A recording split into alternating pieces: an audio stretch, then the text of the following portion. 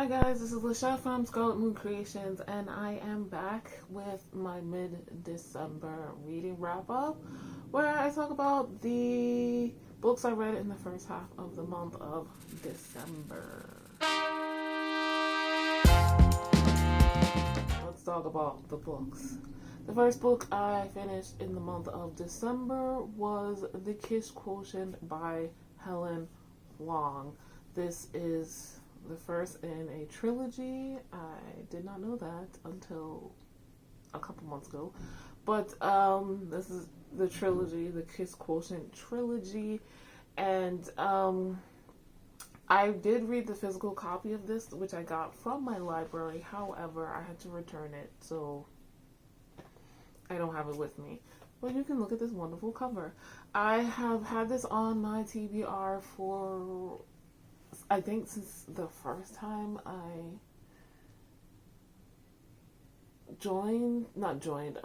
started watching BookTube. I saw this book recommended many times. So finally, I got it in my hands. And I'm glad I read it because I did enjoy it. I'm not like, oh my god, this is so great. But maybe that's just because I've heard so much about this book. There was no way it was going to live up to the hype. However, it's not like it was bad. I wound up giving this 4 stars. This is a contemporary romance. We're following Stella, who is very good at math and statistics and things like that, and she has a very solid job. The thing that she's not great at is relationships. However, she has a mother who is trying to push her into them. So, in her very analytical way, she decides to figure this out. This whole dating and sex thing has not worked well for her in the past, so she decides to hire an escort. That's where Michael comes into the picture. Michael is an escort. Yes, he does sometimes, quite often, sleep with his clients for money, but they go on dinners or whatever. I don't know. You guys know what an escort is. Anyway, Michael needs the money to help his family. This is not his dream job. He's been doing it for several years, and it's kind of like most of us with our jobs, our everyday work. It's just routine. And meeting Stella brings a whole fresh new perspective to his job that was not there before. Now, this book does have a neurodivergency rep. Stella is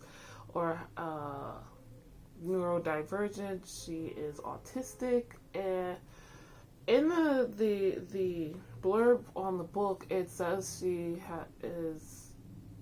has Asperger's syndrome, and I think I tried to look this up before I started, but I'm not 100% sure that the preferred term to Asperger's is high functioning autism or autistic, and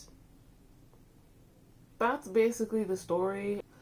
I have to say that I enjoyed this. I'm giving it 4 stars. I thought about it for a while. There was nothing bad about this. I think I would have liked more explanation with Michael and his father. Part of it really came out of left field for me.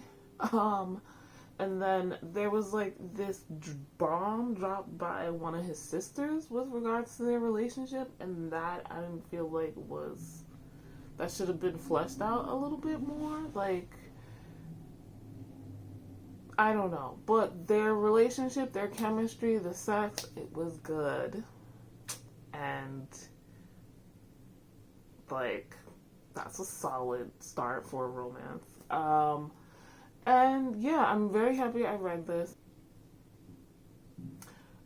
I definitely want to read more. I don't know who the love interests are in the next two books, The Bride Test, and I'm forgetting what the third book is called. It just recently came out. I know a lot of people are like, the third book is not really romance, more women's fiction. I'm okay with that. This is a good start. I'm interested in, I think the cousin Quan, so let's see where that goes. One of my favorite scenes was when Michael meets her parents. Love it. Love it. Like, that whole drama, I was here for it. But how it ended also, just... The next book that I did not finish in the month of December was The Doctor by Nikki Sloan.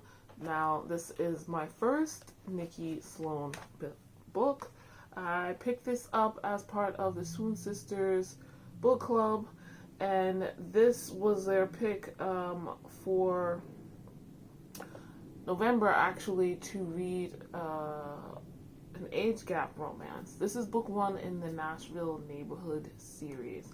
Now, I got the ebook through my library Overdrive app, and it's short, but I wasn't really interested. Like, I didn't know anything beyond this is the age gap, and a big one. Basically, we're following Dr. Lowe and his son's girlfriend, or ex-girlfriend, I should say. Like, things just get started really too quickly for me to really feel any chemistry between the two of them. And I could have finished this book.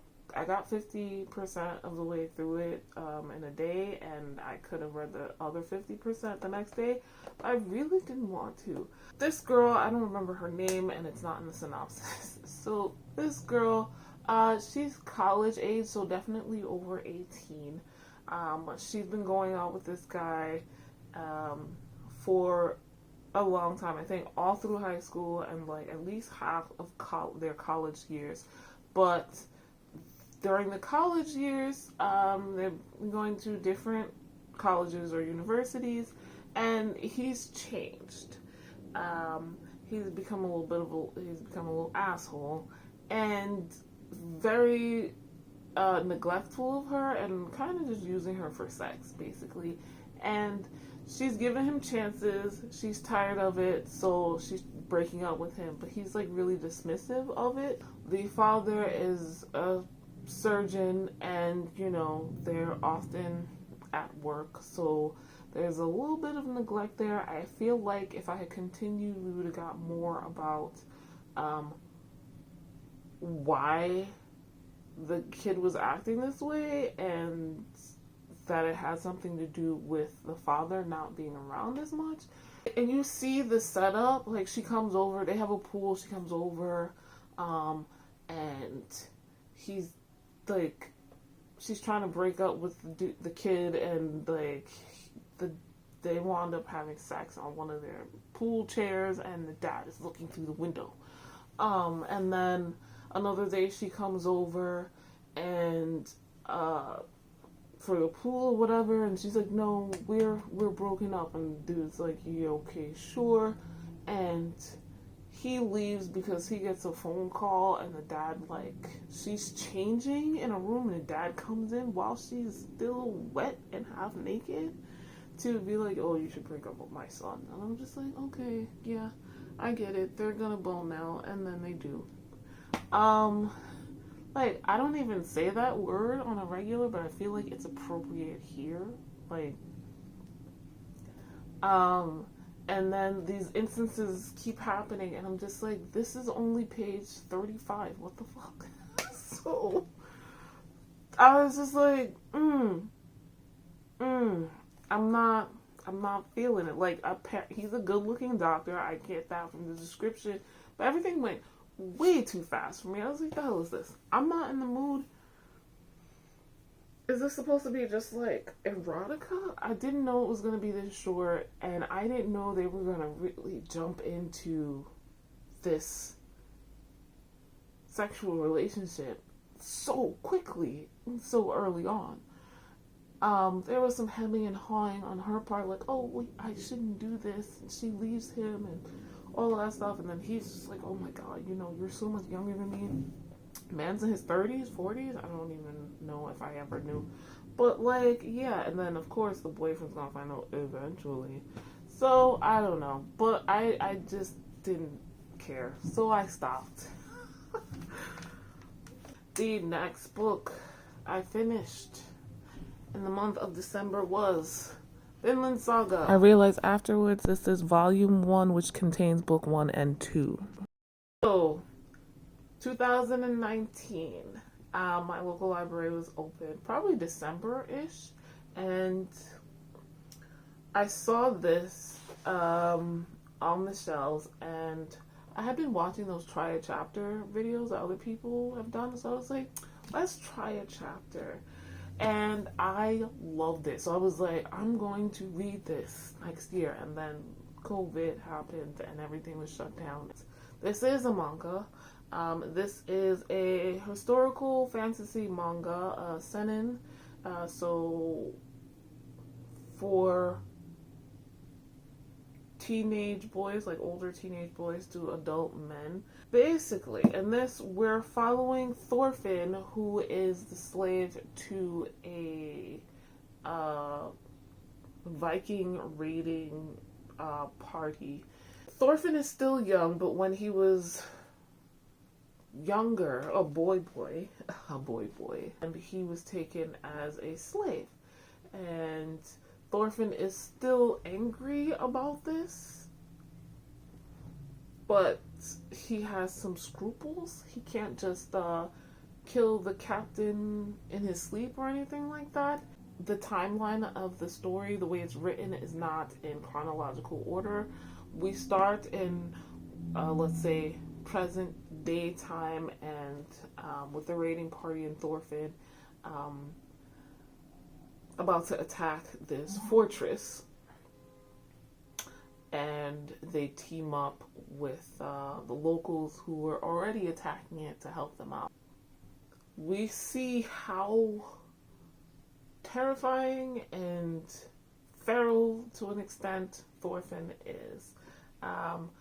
But then we switch back to the past. We see how he was when he was a young boy with his family and his father in a different country, and it's wild. This is during Leif Erikson times. He shows up in this, and it is very gripping. I would watch this on television. There's some really cool historical things. So, you know, the talk of Greenland and Iceland, Finland, and what will become Norway and Sweden, and then Franklin, which would be France, England as well. We get some really cool artwork in color in between here and there, but mostly it's black and white. And this is a translated manga. Like, this was in Japanese, created by a Japanese author, Makoto Yukimura, and it's won various awards. It was translated into English by Stephen Paul via Kodansha Comics. But I want to give this 4 stars because I quite enjoyed it. It's different. This did not go where I thought it was when I did that try a chapter, but it was still really good. There's some hilarious moments in here, especially among the kids, but also amongst the raiding party. And there's levels of politics that I'm not 100% sure that Thorfinn is completely aware of, but Askeladd, the captain, definitely is, and he knows how to manipulate Thorfinn. That's all I'm going to say about that. But yes, very good, very good. Definitely want to continue. Speaking of continuing, the next book I completed in the month of December was Begging for It by Lilah Pace. This is book 2 in the Asking for It duology. I read Asking for It last month, and I was like, I need to read the second half. Now, this did not go the way I thought it would. Starting with the fact that there's no physical copy of this in my library. They only had the ebook, so I read the ebook via the Cloud Library app, and this is a BDSM romance, a dark romance. I had read Asking for It from Heather, sorry, I had Hia Booktube's suggestion in her BDSM romance recommendations video, and enjoyed it enough that I wanted to get to book 2 immediately. What I was expecting was lots of family drama. There was some of that, but not to the level that I was expecting, and I'm a little disappointed in that. However, it's okay. Let's start off with trigger content warnings. Sexual assault, discussion of sexual assault,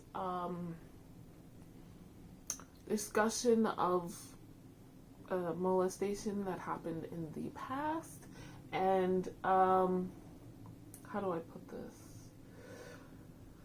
The act or role-playing sexual assault. There's also in this one an attempted sexual assault, which is not role-playing. Vivian, who we're still following her point of view in this book. I thought maybe we'd switch to Jonah, but...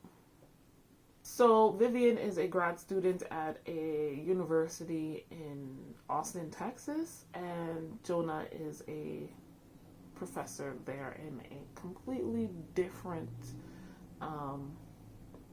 school or focus of study than she is. So there's no issue there. But anyway, Vivian has sexual assault fantasies. It's to the point where she cannot orgasm unless she's at minimum thinking of that type of fantasy, and if not engaging in it safely in a kind of role play scenario.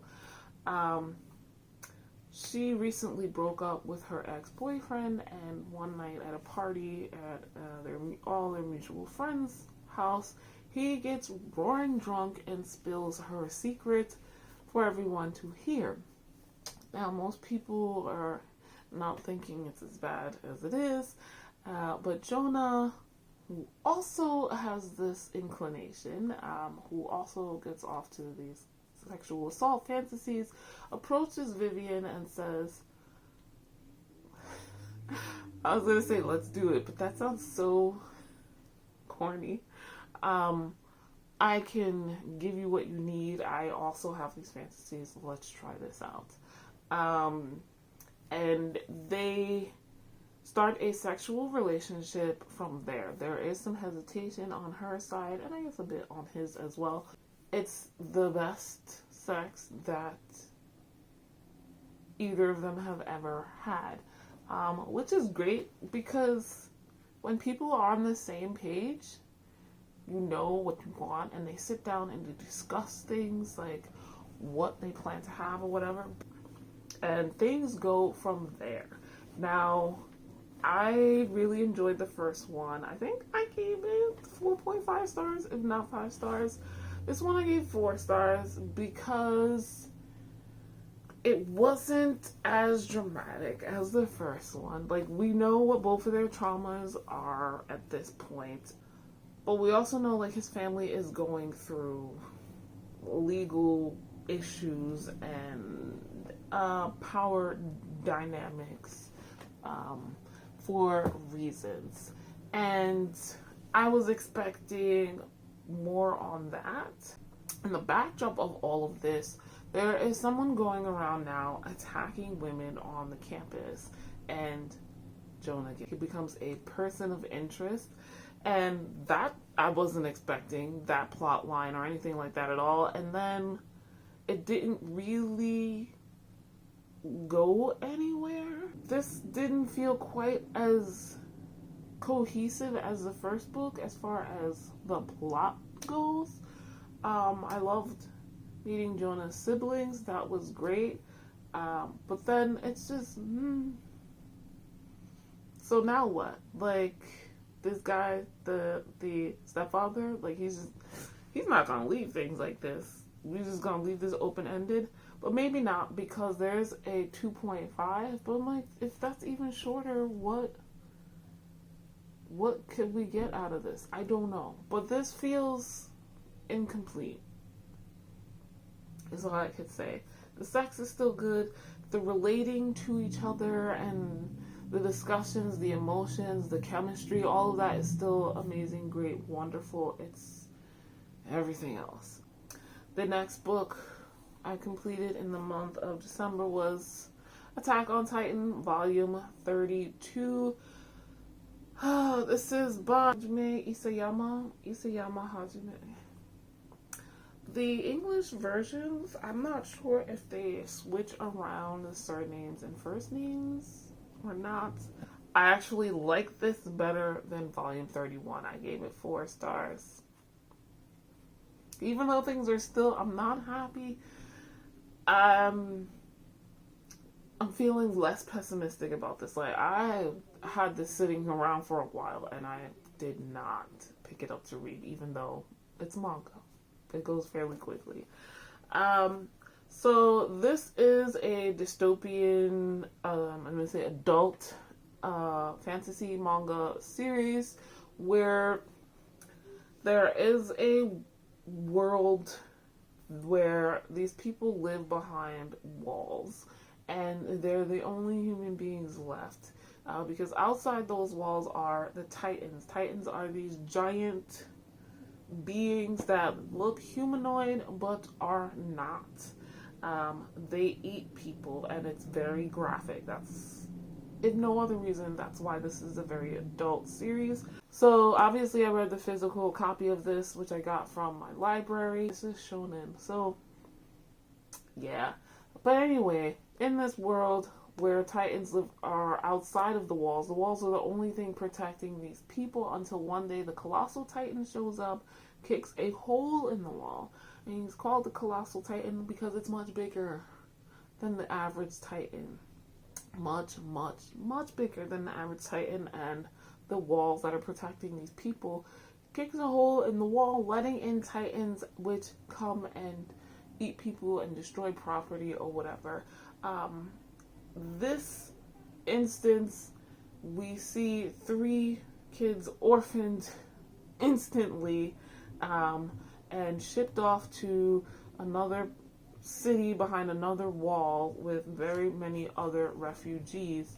So they kind of want revenge, and they feel the best way to get that is to join the Survey Corps. That is the part of the military that goes beyond the walls to not only survey and study Titans, but kill them and figure out how they can stop them from coming. So that's the basic beginning of the story. We are far past that at this point. And like I said in the last 2 volumes, I wasn't liking where it was going. Our main-ish character was just not, I wasn't liking his choices, his decisions, and it was, But on the other hand, as this volume really showed, there's no good choice. It's all fucked up situations. It's all these people who have been traumatized, furthering that trauma to the next generations. And this is the next generation. It's hard to put down that trauma, that hurt, that pain, the people you've seen die in front of you. the things they've had to do to themselves and to each other to keep going. Like, no one's at fault, but everyone's at fault. Like, one of the things I really like about this beyond the action is the people, their motivations, the emotion. It's all very understandable. Even the bad guys. So, where do they go from here? Like, they've come up with a plan to stop the current bad guy, but it's, you know, they're confronted about it. They confront each other like, are you capable of killing this person? Or are you gonna allow me to kill this person? And then the discussions about, oh, well, you did this, so I did that, and then you did this, and then I did that. Like, it's this circle they keep going in, but they don't know how to get off the ride, basically. And I appreciate that. Hope has sprung again in me with this volume, basically, and that's what was missing with the last one. I was like, well, I don't like this anymore. Even though for the characters it seems hopeless, like, just the bare minimum is what they're trying to do, and that's hard. But for me, as a reader, I feel something, some kind of hope, some spark of brightness to the future. I don't know where this is going or how this is going to end. I'm probably going to read one more volume this year, and then we'll see how this goes. I'll probably catch up on the season 4 of the anime at that point. So, the last book I want to talk about in this video is White Sand Book 2, or Number 2, White Sand 2 by Brandon Sanderson. We've got artwork by Rick Huskin and Julius Gopez. Now, I need to look this up because the artwork in chapter 6 completely changes from the previous chapters. Like, so much. So, this is the artwork we had in the first book, and obviously in this one. And then in chapter 6, they're all smooth all of a sudden. So, I don't hate either. Both have their pluses for me, and their minuses, I guess. But Brandon Sanderson, White Sand is the last of the Cosmere that I have not read, and I'm planning to read book 3 if it comes in the library by the end of the month, so I can complete yet another series. But this is a epic or high fantasy graphic novel, and I clarified some things after the first one that I kind of missed. The book 1 of White Sand, we're on a planet where half of it is permanently in the daylight and the other half is permanently in the darkness. In the day side, there are the sand mages who, with some sort of magical ability, are born with the power to control sand and do things with it. There is a ceremony going on, and we're following Kenton, who is the son of, like, the leader of the sand mages, but he's doesn't get along with his dad. Dad doesn't really want him to be there because Kenton doesn't really have that much ability. He has barely any. And Kenton decides he's going to go through this dangerous challenge that they have. Kenton makes it through with some ingenuity, and his dad is still like, he reluctantly, gives Kenton his title as a sand mage. Then the sand mages are attacked by this group of people who really don't like them. There's only a few sand mages left. However, Kenton thinks he's the only one and gets, lost in the desert. He comes across Duchess Chrysala. She is a duchess from the dark side, and she had a fiance who came looking for the Sand Mages years ago and somehow died. She has come to finish her fiance's quest, but she doesn't know anything about Sand Mages. So she comes across Kenton, they help him out, he leads them out of the desert, and then they split up. Kenton goes back to where the Sand Mages actually live, and come to find out things are not going well.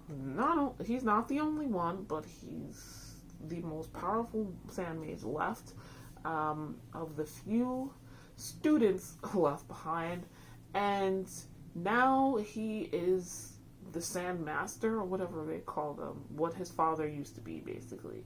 And he has to save the Sand Mages from being disbanded, and there's all these things against him. Now, I might have told you guys too much, sorry about that. This was a lot slower. There's not very much action, or it's more one-on-one action. There's a lot of talking and diplomacy, or attempts at diplomacy,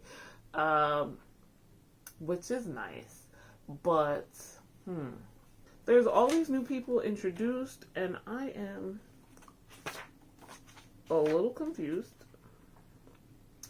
but I think I got it on who each person is. I feel like we're going to a point where we're gonna see that they both have enemies in common, which will be interesting. I'm not sure exactly how this connects to the Cosmere yet, but there's only one more book out for this, so all that matters to me is to read that and be caught up on all the Cosmere.